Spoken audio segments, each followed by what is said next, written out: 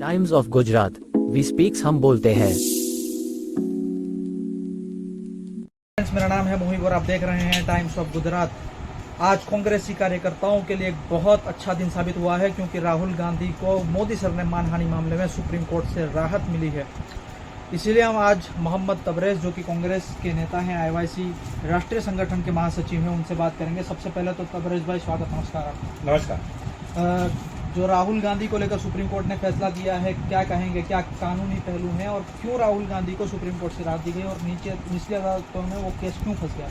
सबसे पहले तो मैं आपका धन्यवाद करूंगा, क्योंकि कांग्रेस की बाइट को आप ले रहे हैं, उसके लिए आपका बहुत बहुत धन्यवाद टाइम्स ऑफ गुजरात का। सुप्रीम कोर्ट का फैसला जो आया है वो बहुत ही महत्वपूर्ण है।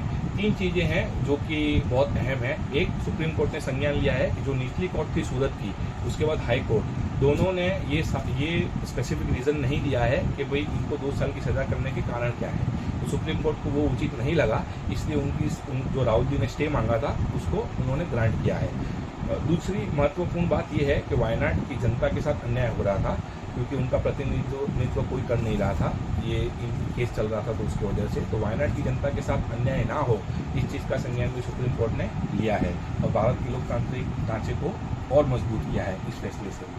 तीसरी जो बात है, सेक्शन 499 के तहत डिफॉर्मेशन की जो फरियाद थी, ठीक है, उसका जो अहम जो रीजनिंग है इसमें वो स्टैंड नहीं करता है उस सेक्शन के तहत, तो इसलिए सुप्रीम कोर्ट ने इसको टोटली खारिज कर दिया। तबरेज़ भाई, दूसरा सवाल ये है कि आप भारत जोड़ो यात्री भी हैं, साथ ही साथ अब इंडिया गठबंधन, जो कि 26 पार्टियों का एक अलायंस बहुत बड़ा बना हुआ है, 24 इलेक्शंस में और आने वाले विधानसभा चुनाव में ये क्या इम्पैक्ट करेगा? मुझे छत्तीसगढ़ की जनता पे, राजस्थान की जनता पे, तेलंगाना की जनता पे और मिजोरम की जनता पे संपूर्ण विश्वास है। कांग्रेस इस राज्यों को संपूर्ण बहुमति से जीतेगी। वजह यही है कि हमने हिमाचल में, कर्नाटक में मोहब्बत की दुकान खोली है, हम आने वाले राज्यों में भी मोहब्बत की दुकान खोलेंगे अपने काम से।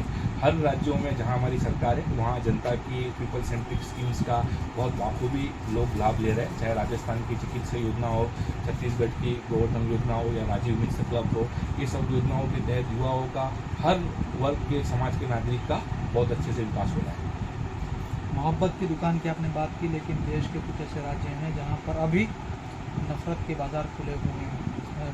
मणिपुर की हम बात कर रहे हैं, नूह की बात कर रहे हैं, गुरुग्राम की बात कर रहे हैं। एक कांग्रेसी कार्यकर्ता के तौर पर और एक राहुल गांधी के साथ जो भारत जोड़ो यात्री थे, मोहब्बत की दुकान खोलने चले थे, क्या कहेंगे?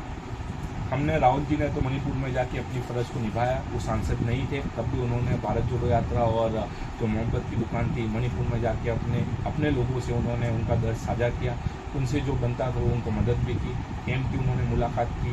नूह और गुरुग्राम का जो वाक्य है वो सही में एक भारतीय के लिए शर्मनाक है।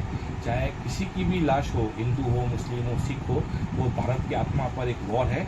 हम सब कांग्रेसी राहुल जी की अगुवाई में मोहब्बत की दुकान खोलने चले हैं पूरे भारत में, जो भारत जोड़ो यात्रा उसका एक माध्यम है।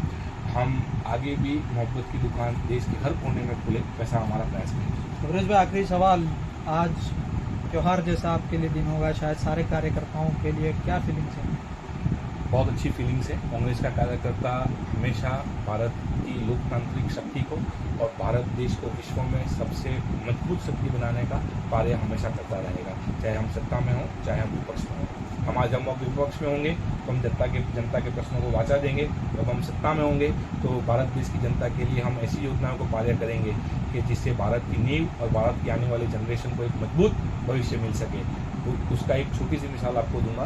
नेहरू जी ने IIT का सपना देखा, इंदिरा जी ने उसको कायम किया और राजीव जी ने IT रिवोल्यूशन ला के देश को और भारत की ताकत को विश्व के सामने रख दिया। बहुत बहुत शुक्रिया। Thank you.